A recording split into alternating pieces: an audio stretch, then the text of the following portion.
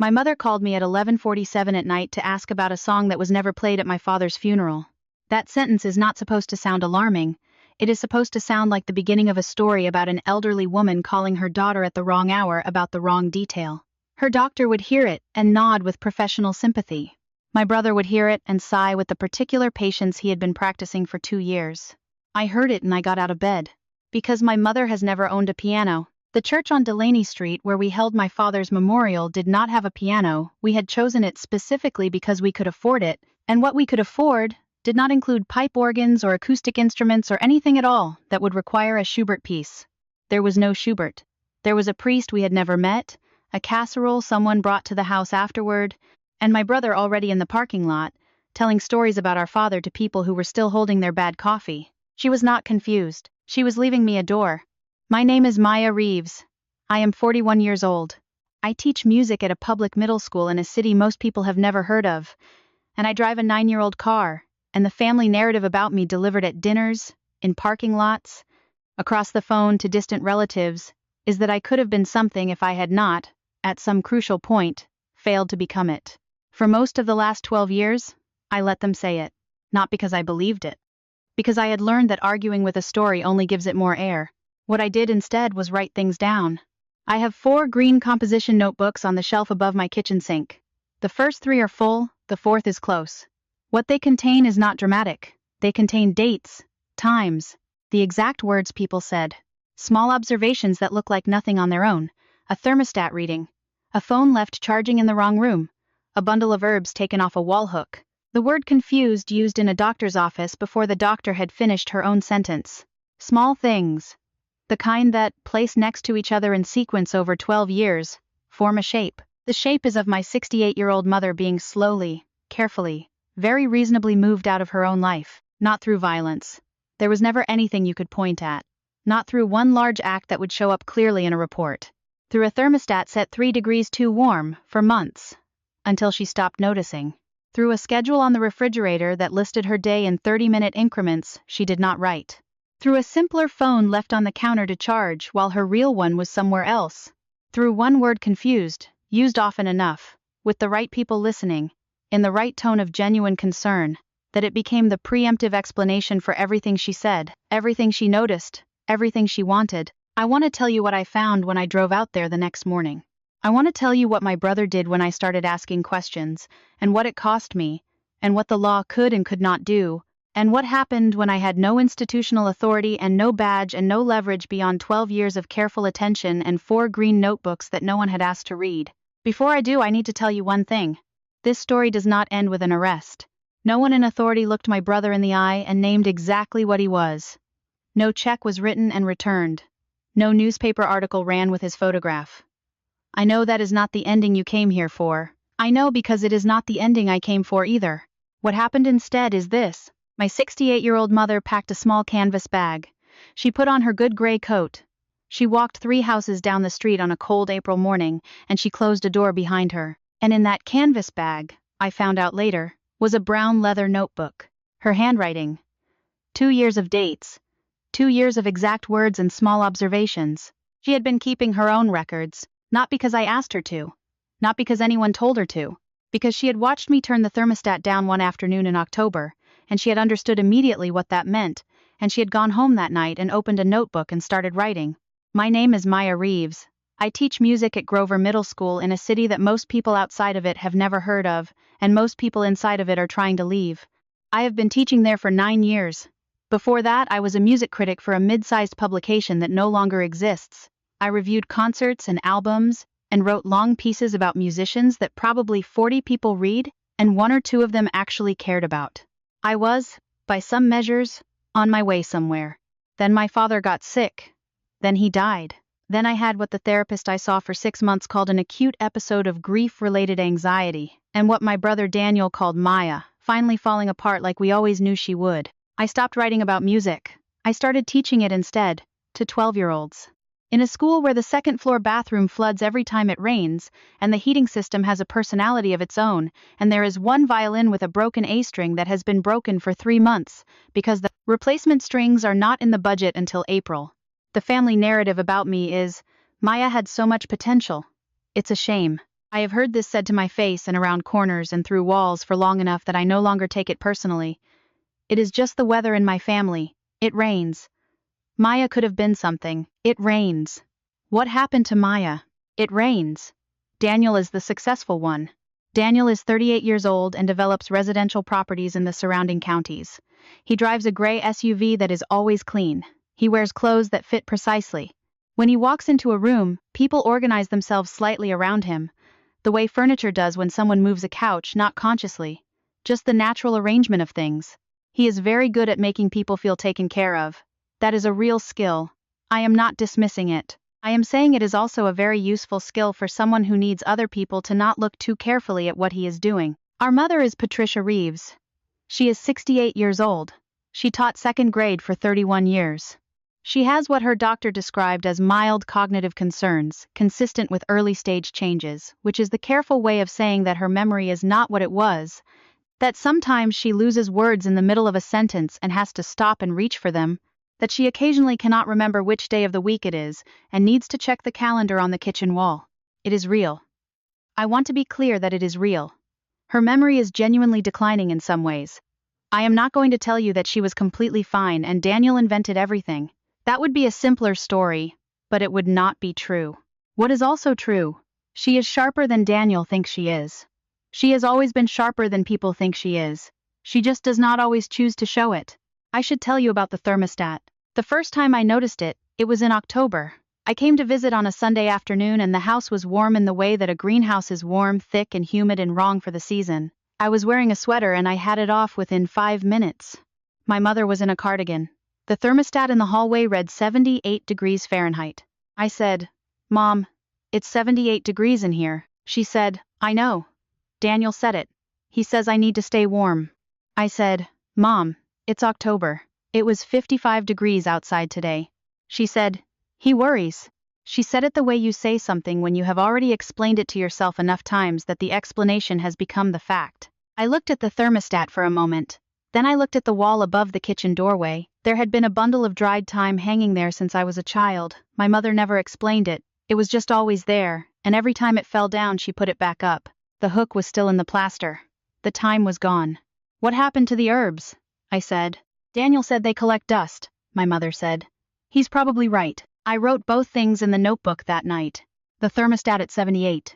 The thyme off the hook. The way she said he's probably right, not like she agreed, but like she had stopped having an opinion about it. I had started keeping the notebook 12 years ago because of something that happened in the parking lot of St. Anthony's Church after my father's memorial service. My father had been sick for 2 years. Near the end, Daniel had taken over most of the medical and financial conversations, partly because he had the time, partly because my father found it easier to deal with him, and partly, I think, because Daniel made himself indispensable in a way that was impossible to argue with without looking ungrateful. I was in the city at the time, working. I came back every 3 weeks. I called every few days. I was not as present as I should have been, and I have never fully forgiven myself for that, and I am not looking for that forgiveness here. What I saw on the 2 occasions I was there for doctor's appointments was that Daniel was the one who spoke first, who framed the questions, who summarized what had been said. He was good at it. The doctors responded to him. My father seemed relieved to have someone organize it. After the funeral, I was standing outside with a cup of church basement coffee when I heard Daniel talking to my father's old colleague, Morris, who my father had known for 30 years. He was worried about Maya toward the end, Daniel was saying. She wasn't around much. It hurt him. He didn't want to say so, but it did. I stood very still. Morris said something I couldn't hear. Daniel said, "I know. It's hard to watch someone waste their gifts." He never stopped hoping she'd come back to herself. My father was not there to contradict this. I went home that night, and I opened a green composition notebook, and I wrote down every conversation I could remember from the last 2 years. Every appointment, every decision. What Daniel had said, what I had said, what my father had said, what the doctors had said. I wrote for 3 hours. I wrote until my hand cramped. I do not know what I thought I was going to do with it. I just knew that if I did not write it down, Daniel's version would become the only version. The call came on a Tuesday night in February, 11:47 p.m. I was in bed, reading, with the light that was too bright for nighttime because I had never gotten around to buying a dimmer bulb for the bedside lamp. My phone screen lit up. "Mom." I answered it on the second ring. "Maya." Her voice was careful. Not confused, careful. There is a difference. And I have learned to hear it. Can you remind me how that Schubert piece goes? The one we played at your father's service. I sat up. The Schubert piece, I said. Yes, the one on the piano. There was no Schubert at my father's service. There was no piano at my father's service. My father's memorial had been at Street. Anthony's on Delaney Street, which is a Catholic church with a small choir, no piano, and not enough parking. We had not had the budget for the church with the pipe organ and the acoustic piano.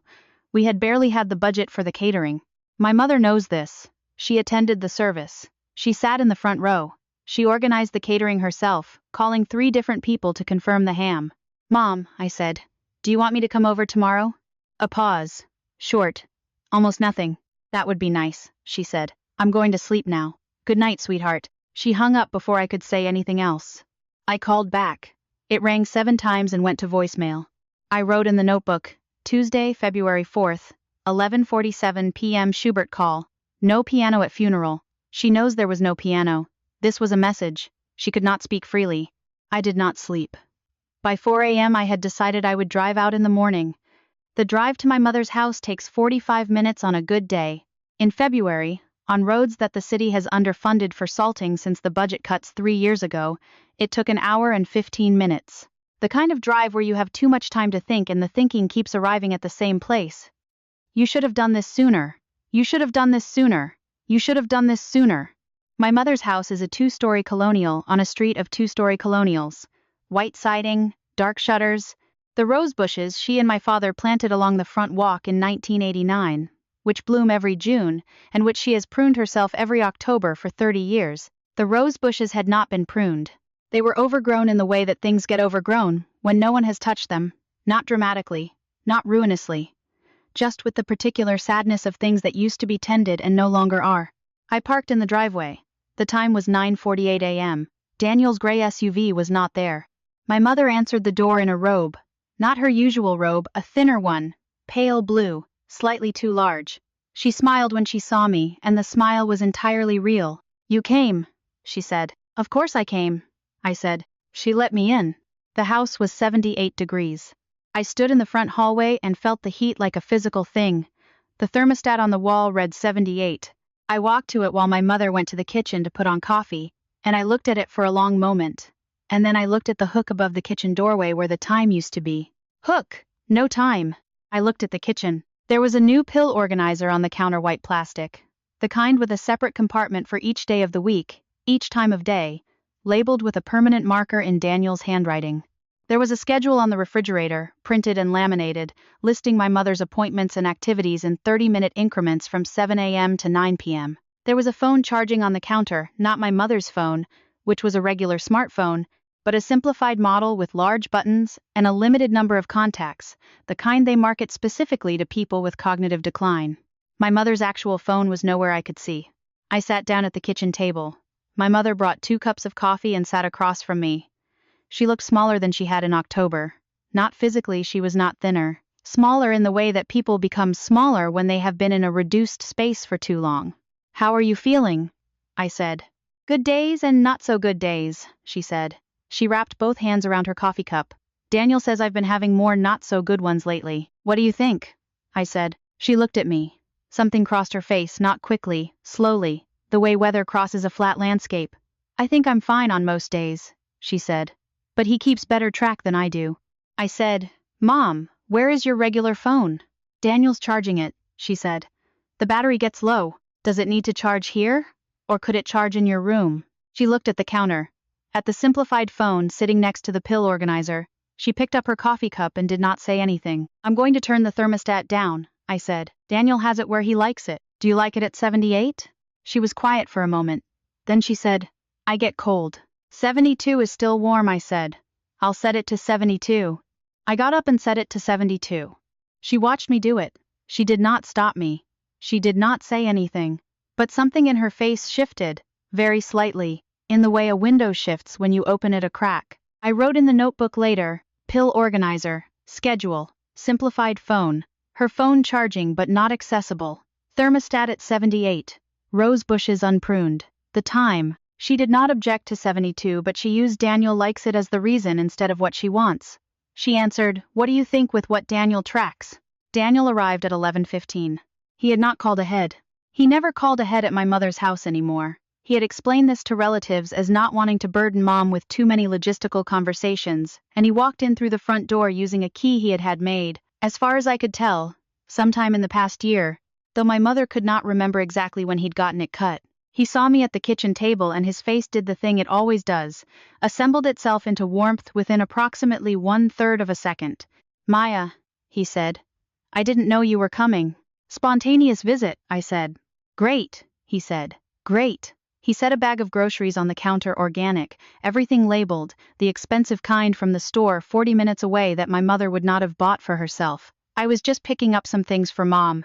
Her fridge was getting low. He began putting groceries away. He knew where everything went. He moved through the kitchen the way someone moves through a space they have reorganized to their own preferences efficiently, without asking. My mother watched him with an expression I can only describe as attentive and far away at the same time. Like someone watching a bird land on a window, present, but not quite in the room. "How are the roads?" he said to me. "Bad? Manageable," I said. "You should have called. I could have told you whether the drive was worth it." A pause, gentle, full of nothing in particular. "Mom has a pretty full week actually. Appointments." "I'm not here for the week," I said. "Just today." He turned to look at me, still smiling. "Of course," he said. "Good to see you." "Really?" He said it in the way that means the opposite, without technically meaning the opposite. We talked for 30 minutes about nothing. He updated me on my mother's medication schedule, her upcoming doctor appointment, the new arrangement with the grocery delivery service he had set up. He spoke about all of it with the particular fluency of someone who has made themselves the single point of contact for a situation. My mother sat between us and occasionally nodded. At 11:50, he said he had to get to a meeting, kissed my mother on the cheek, told me it was great to catch up, and left. I listened to his car back out of the driveway. My mother picked up her coffee cup and looked out the window. "He told Dr. Crane I've been wandering at night," she said. The sentence landed in the kitchen like something heavy placed on a counter. "Have you?" I said. She looked at the thermostat. Then she looked at the hook above the kitchen doorway where the time used to be. "I get cold at night," she said. "I get up for water. I go back to sleep." "That's not wandering," I said. "No," she said. She said it very quietly. "It isn't." I drove home that afternoon and that night I added 6 pages to the notebook. I want to tell you about a moment in my classroom. This was 3 weeks after the February visit, a Tuesday afternoon.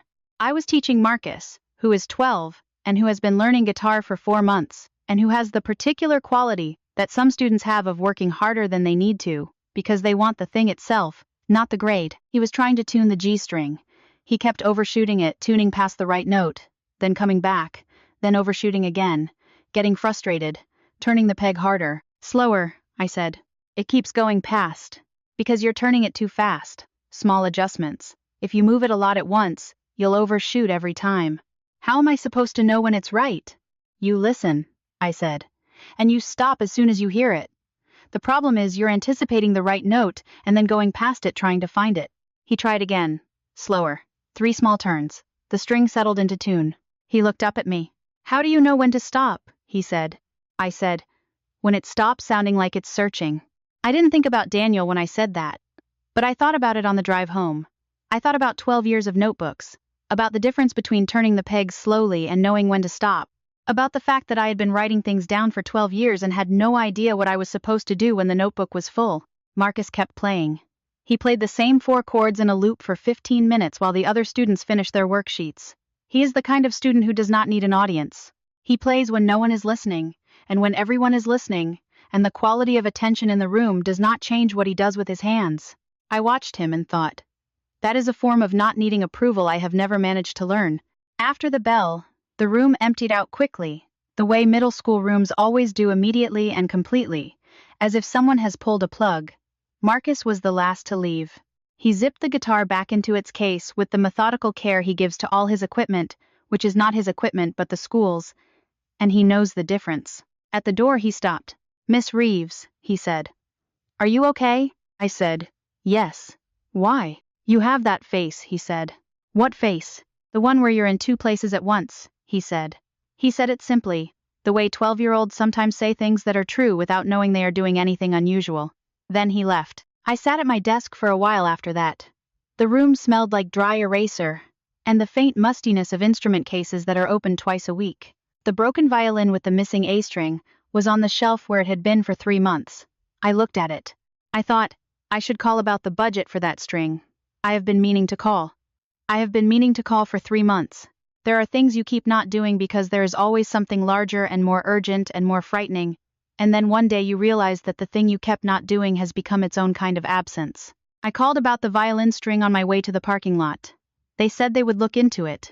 I said I would follow up in writing. I have learned, from 12 years of notebooks, that the most powerful sentence in any documentation is, I followed up in writing. I met Kevin Marsh at a diner called Rosie's on a Thursday in March. Kevin had been Daniel's business partner for 6 years before Daniel had cut him out of a development deal in a way that was, according to Kevin, not quite fraud but not quite clean either. Kevin was 53, wore a fleece vest over a button-down, and had the quality of someone who is angry in a calm way, which is its own kind of dangerous. He had reached out to me through Rosa. He had heard from Rosa, who had heard from my mother's friend Barbara, who had heard from someone else, that Maya Reeves had been asking questions about her brother. The information traveled the way. Information travels in a small city, sideways, across tables, through walls.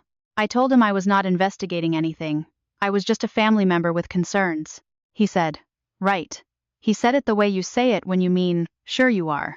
He ordered coffee. I ordered nothing.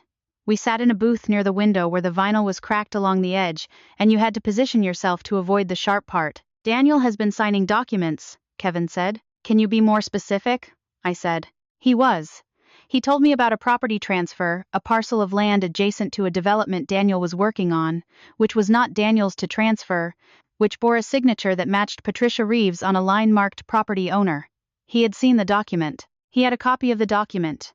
He was willing to provide it to an attorney or to a state licensing board. Why? I said. He looked at me. Because he took something from me, Kevin said. And I want something in return. What do you want?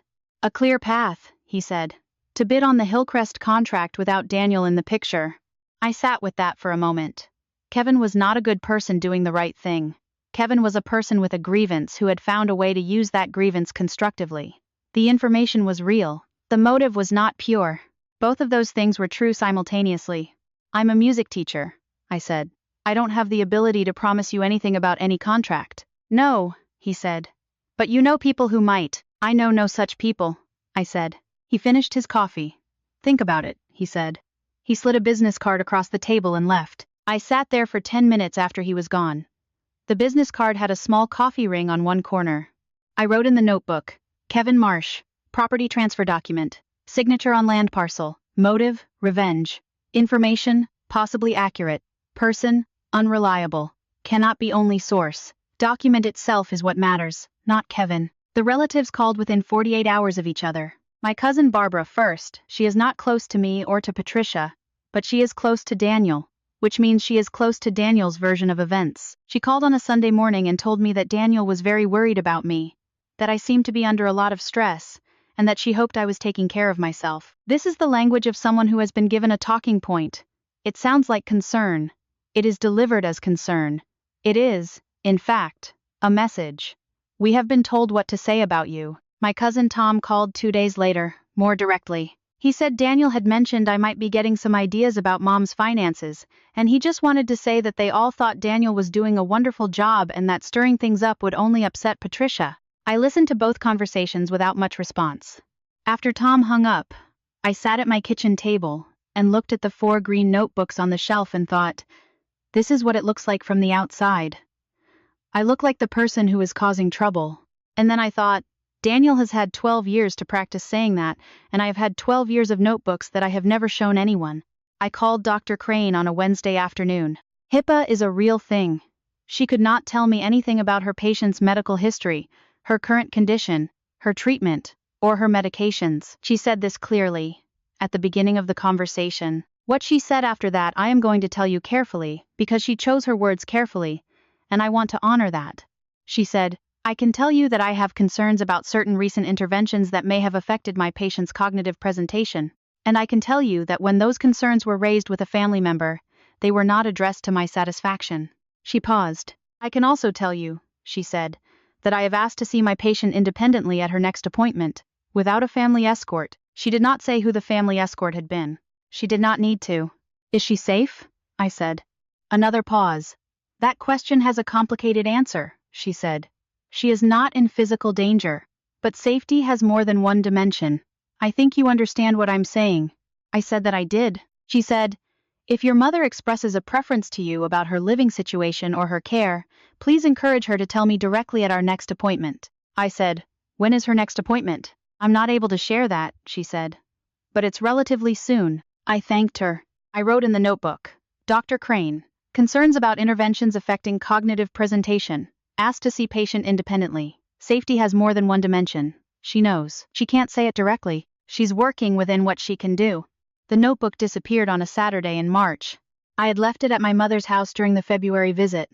I had not realized until I was already home, and I had thought, it's fine. It's in her guest room. She won't throw it away. I had also thought, I should go back and get it. And then 3 weeks had passed and I had not. I went on a Saturday and asked my mother for it. She said she had put it somewhere safe, and then spent 15 minutes looking, and could not find it. I looked myself. I checked the guest room, the den, the kitchen, the shelves in the hallway. I also checked the recycling bin. I checked the trash. I looked under the bed. It was not in the house. When I asked my mother again, she said, I may have thought it was old mail. I may have put it in the pile for Daniel to go through. Daniel goes through your mail? I said. He helps me sort, she said. I get confused about what's important. I stood in the guest room for a moment. Outside, the snow was still on the ground. The bare rose bushes were visible from the window. There is a particular quality to the silence when something is gone, that should not be gone, not dramatic, just specifically empty, like a key hook with no keys. It's okay, I said. It doesn't matter. This was not true, but I did not want her to feel responsible. That night I sat in my car in the driveway of my apartment for 45 minutes. I did not go inside. I sat in the cold car with the engine off and I thought about what I had. Kevin's document, which required Kevin's cooperation, which required trusting Kevin's motives, which I did not fully trust. Dr. Crane's words, which were careful enough to be legally deniable, Rosa's observations, which were those of a neighbor, and not a witness to anything specific, and 3 notebooks worth of dates and times and small details that no longer existed in the original. I had written the 3rd notebook largely from memory. That was the problem with notebooks. They only exist if they exist. I thought about going to Daniel and telling him I would let it go. I thought about all the things I could not prove and all the things I could not change. I thought about my mother at a thermostat set to 78 degrees saying he's probably right. I thought, maybe I am causing trouble.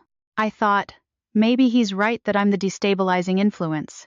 I thought, 12 years ago, in a church parking lot, he said our father was hurt that I wasn't around more. And I believed it for 2 years before I remembered that I was there for every doctor's appointment I was able to be there for, that I called 3 times a week, that the record exists, and the record does not support the story he was telling. I went inside. I made tea. I sat down at the kitchen table, and I opened the 4th notebook to a new page, and I started writing from memory again. My mother called me on a Thursday afternoon in April. It was 3:45. I was walking out of my classroom after the last bell, carrying a stack of sheet music and someone's forgotten jacket, when my phone rang. Maya. Her voice was clear. Not careful the way it was the night of the Schubert call, just clear. I'm going to go stay at Rosa's for a while. I stopped walking. Okay, I said. I've already called Rosa. She said yes. Okay, I said again. I'm going to pack a bag tonight. Can you come tomorrow morning? To help carry things? Yes, I said. Absolutely. Good, she said. I'll see you tomorrow. A pause. Don't call Daniel tonight. I'll tell him myself in the morning. She hung up. I stood in the hallway outside my classroom with the sheet music and the forgotten jacket for a long moment. Then I walked to my car. That night I drove the 45 minutes to my mother's house. She had not asked me to come that evening, but I called her from the road and she said, well, if you're already driving in the way she uses to mean please. She had started packing. The small suitcase was on the bed, half filled, with the particular hesitation of a person who has not packed their own bag in a long time and is relearning what matters. I sat on the edge of the bed and we went through it together. She picked things up and considered them. Sometimes she put them in. Sometimes she set them aside. She did not ask my opinion about most of it, which was correct, the choosing was hers. She put in a photograph that had been on her nightstand. 2 sweaters, one of which she had not worn in years, but which was the one she reached for when she was anxious. A small leather address book, the physical kind, even though all the numbers were in her phone. She could not explain the address book, and I did not ask her to. At the bottom of the canvas bag, the one that would go separately from the suitcase, she placed the brown notebook. I did not ask about it then. She did not explain it then. We sat in her kitchen afterward and she made tea the way she has always made it, which is with the tea bag in the cup before the water and the water poured at a rolling boil, which is apparently wrong according to certain opinions.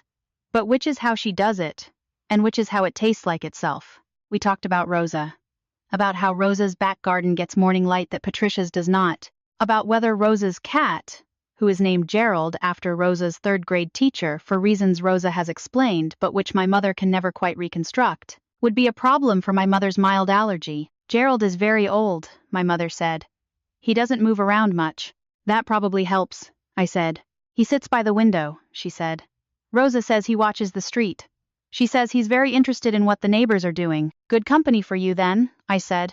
She looked at me. She has a look she has used since I was a child level, slightly amused, slightly tired. That means you almost made a joke, Maya, and it almost worked. She deployed it now. We finished the tea. She rinsed the cups. She turned off the kitchen light.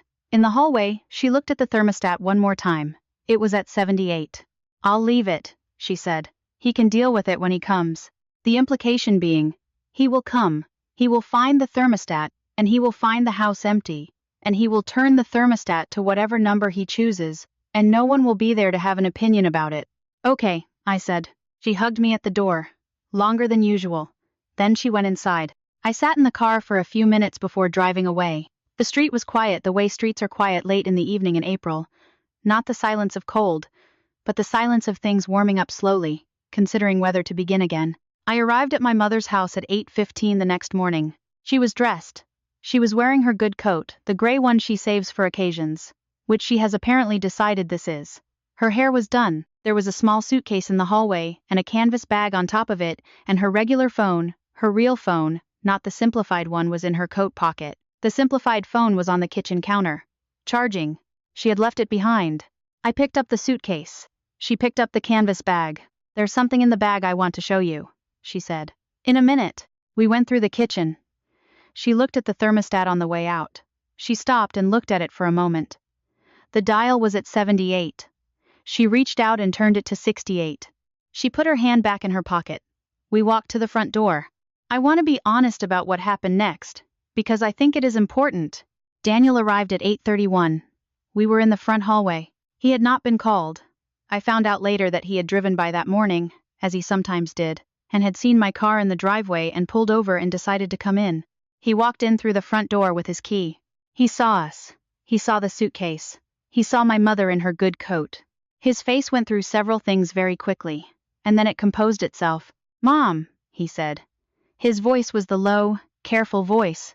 What are you doing? I'm going to Rosa's, she said. Rosa is 71 years old. She is, my mother said. She's younger than you think. The doctor said. I spoke to Dr. Crane on Wednesday, my mother said. She said the decision about where I live is mine to make. Daniel looked at me. I looked back at him. Something in him understood that the conversation had already happened without him, and that he had not been given the opportunity to frame it first. The understanding moved across his face without breaking the surface of it. It was like watching something shift underwater. I've done everything for this family, he said. It was not an argument. It was not a threat. It was something else, the thing a person says when they have been doing a thing for so long that they have confused doing it with owning it. I know, my mother said. I've been here every week. I know, she said again. She did not say it cruelly. She did not say it warmly. She said it the way you say I know when you mean I know, and I am still leaving. She turned and walked to the front door. I followed with the suitcase. Daniel stood in the hallway and did not stop us. I want to be very specific about the next part, because I think the next part is what the story is actually about. We walked down the front porch steps. The morning was cold and the street was empty, and there was a gray quality to the light that is specific to April in the Midwest, when winter is technically over but everything still looks like it doesn't quite believe it. The rose bushes along the front walk were putting out the very beginning of green, just the faint suggestion of it. We walked 3 houses down the sidewalk. Rosa came to the door before we got there. She had been watching through the window, which is something Rosa does generally, not specifically for us, and she opened it and said, Patricia, come in. I just made coffee. At the door, my mother set down the canvas bag. She unzipped the top of it and took out a notebook. Not green. Brown. Smaller than mine. The kind with a cloth cover and a little elastic to keep it closed. The kind you can get at a stationery store, not a drugstore. She held it out to me. "I think you should keep this," she said. I took it. The cover was worn soft from handling. I opened it. It was her handwriting. Dates. Going back 2 years. Specific observations. March 14. Daniel said I told him I didn't want to talk to Maya. I did not say this. April 3.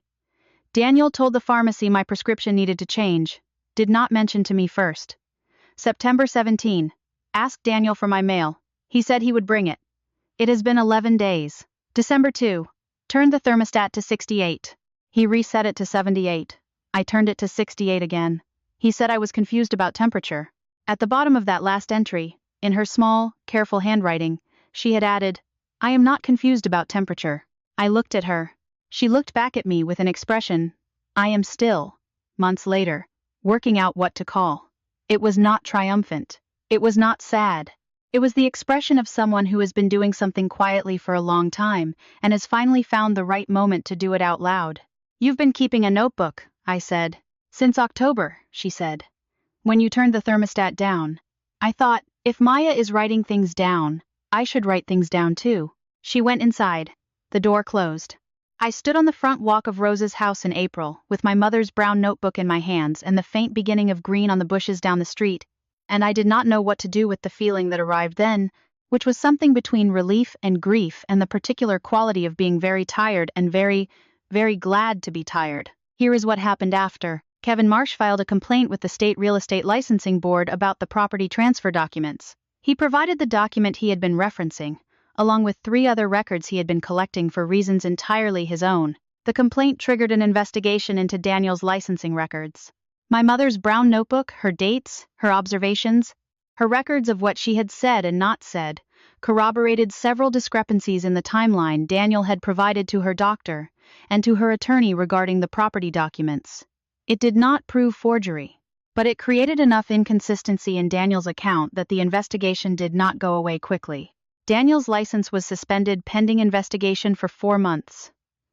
During that time, 2 ongoing developments he was managing ran into financing problems. A business relationship he had cultivated for 3 years chose not to renew. He was not arrested. I want to be completely honest about that. He was not charged with a crime. The documents were ambiguous enough that prosecutors, when consulted, indicated that a criminal case would be difficult to pursue. Difficult to pursue is a phrase that contains a lot of things that did not happen to my mother. He moved to another city 8 months later. He is, as far as I know, still in real estate. My mother stayed at Rosa's house for 4 months. Then she moved into a small apartment with 1 bedroom and a good-sized kitchen and a garden window where she has started keeping herbs. Not thyme specifically. Rosemary and basil and something she hasn't identified yet that she found in a seed packet labeled Mediterranean Mix. She has a care coordinator now, not Daniel. A woman named Angie who comes twice a week and who my mother describes as very organized in a way that doesn't feel like a criticism. Her memory continues to decline in some ways. It is real and it is ongoing and there is no clean ending to it. She has good days and not so good days, as she has always said. Now, when she has not so good days, she gets to say so. I want to tell you something about the notebooks. I kept them for 12 years and I thought of them as documentation evidence, the kind you show to someone with authority, the kind that proves things. And in that sense, they were a failure. They never became official evidence. They were not entered into any court record. They did not put anyone in handcuffs. But here is what they actually were, which took me a long time to understand. They were a way of saying, I was here, and I saw this, and I will not let it become something else. They were a way of staying sane in a situation, designed to make you doubt your own perception. When Daniel told relatives I was unstable, I could not prove I was not unstable with a notebook, but I could prove it to myself. I could go back and read a specific date and a specific conversation and confirm, this is what happened. I was not imagining it. The notebooks were not for Daniel. They were not for a judge or a licensing board. They were for me. They were the record of a person who refused to let the record be rewritten. I also want to tell you about my mother's notebook. She started it in October, when I turned the thermostat down. She saw me doing something, and she decided to do the same thing. She did not tell me. She did not ask if it was a good idea. She just did it. I had spent 12 years thinking I was watching out for her. It turns out she was watching out for both of us. I had underestimated her in the same direction that Daniel had. I had placed her in the category of person who needs protecting and not entirely seen her as person who is acting. She was acting the whole time. Just quietly. Just in a way I didn't recognize because I was looking for something louder. I do not know, even now, whether I did things right. I waited 12 years. I wrote in notebooks instead of calling lawyers, instead of making scenes, instead of forcing confrontations earlier. Part of that was strategic and part of that was fear, and I cannot cleanly separate which is which. I can tell you that 12 years of not acting did not prevent the harm. It just meant I had a record of the harm. Whether the record was worth more than an earlier intervention is a question I cannot answer. I also cannot answer whether my brother is a person who knew exactly what he was doing and did it anyway, or a person who had convinced himself so thoroughly of his own narrative that he almost believed it. Both possibilities keep me awake sometimes. The first is simpler and more comfortable. The second is truer, I think, and harder to live with. Because if he believed it, if some part of him genuinely believed that he was the better caretaker, that I was the unstable one, that my mother needed protection from her own decisions, then the cruelty was not cynical. It was sincere. Sincere cruelty is harder than cynical cruelty. There is no moment where you can reach someone who is sincere. This is the thing about families. This is the thing that does not appear in any legal document or licensing complaint or composition notebook. The damage is not done by strangers. It is done by people who call on holidays, who organize the groceries, who know which medications have already been tried, and which doctors have already been consulted. You cannot protect yourself from the person who knows everything about you, because the same knowledge that protects you from strangers is what gives them access. I do not have a clean answer to that. I have the story of one family, in one winter, in one city that most people outside of it have never heard of. What I have is this. When my mother said I'm going to Rosa's for a while, she did not say it like someone asking permission. She said it the way you say something you have been deciding for a long time and are finally saying out loud. The question I want to leave with you is not, what do you do when someone is controlling the person you love? The question is, what is the smallest possible act of resistance that counts? Because my mother's was turning a thermostat to 68 degrees, writing a date in a notebook, keeping a phone call short, asking about a Schubert piece that did not exist. Small acts, committed over time, by a person who everyone had decided was not acting. The thermostat at Rosa's house is set to 68 degrees. Rosa runs warm, which is why she keeps it low, and my mother, it turns out, also runs warm when nobody is insisting she doesn't. Her first week at Rosa's, she turned the thermostat up to 70 because she thought she was cold. Then she turned it back to 68. I was just not used to choosing, she told me. My mother calls me sometimes, not always about important things. She called last Tuesday to tell me she had heard a piece of music on the radio that she thought I would like, a pianist named Emahoy Tsegwe, Mariam Gwebru, who she had never heard of before, and who she described as playing like the music, is trying to remember something it almost forgot. I told her that was a beautiful description. She said, I'm trying to be more specific about things. I used to let Daniel summarize. The photograph that used to hang in the kitchen of my mother's house, the one from the summer before my father got sick. All four of us on the back porch, my father squinting into the sun, and my mother, mid-laugh at something just off camera, and Daniel holding a glass of lemonade, and me looking somewhere else, the way I always am in family photographs, slightly apart. Slightly turned. That photograph is in my apartment now. My mother gave it to me when she moved to the new apartment. I want you to have this one, she said. I'll get a new frame for the others. I have not asked why she chose that particular photograph to give to me. I have written the question in the notebook and not answered it yet. The fourth green notebook is almost full. This morning I bought a fifth one. Same brand, same color. I put it on the shelf above the kitchen sink next to the others. My classroom, this afternoon. Marcus is 16 weeks into learning guitar, and can now play through a CGMF progression without stopping, slowly. With concentration visible in his shoulders the way concentration is visible in 12-year-old bodies, all of it, not just in the hands. He is playing it now, quietly, while I sit at my desk and do the attendance I should have done an hour ago. He stops. Miss Reeves, he says. Is this one of those songs everybody knows? The chord progression is, I say. You can put almost any song over it. Like what? Like hundreds of things, I say. Let me give you a list. He nods. He goes back to playing. I pick up the fifth green notebook. I open it to the first page. The pen is blank, and I have not written anything yet. That is fine. The page being blank is not the same as nothing having happened.